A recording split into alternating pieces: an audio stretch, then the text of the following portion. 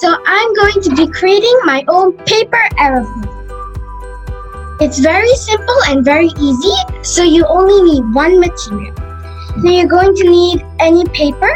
You can get a thick paper, a color paper, or a normal A4 paper, but I recommend not using any cardboard because it's quite hard to fold it.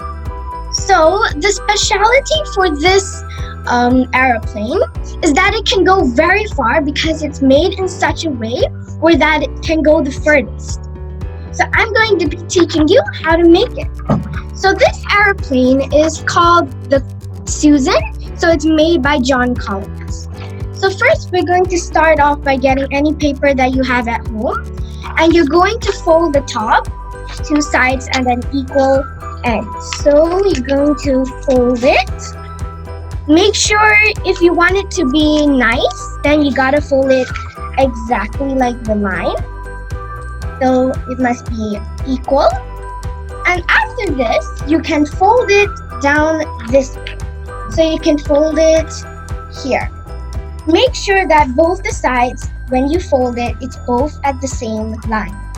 So I'm just going to fold it like this. Okay, I fold it. And now you're going to make it like an airplane so that you can hold it. So you're going to fold it at the back. So let's fold it this way. So you're going to fold it on the front, the back side. So let us fold it from the back to the front. So make sure that it's at the sharp edge here where you fold it in the middle. So fold it. I'm going to fold it. It's kind of messy, so if you don't want it to be messy, you have to fold it at the right line. Okay, I'm going to fold it now. That's right. So now you gotta pull it like this. And make sure you press it at the bottom. Make sure it's straight. Like this.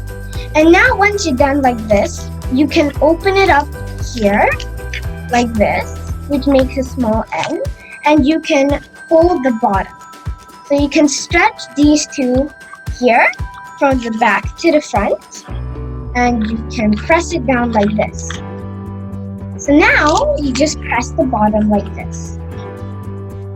And now there you go, you have it, your own paper airplane. So this is called the Suzanne. So as I told you just now, it's made by John Collins. And it can move very far, so it can go the furthest. So you can use this to play with your friends. You can challenge your friends on whose one can go the furthest. So here you go, you have it. And you can make a few. So I made one extra one here. So I've made another extra, and I have a few here. So you can make different designs. You can put this one out, or you can just leave it down like this.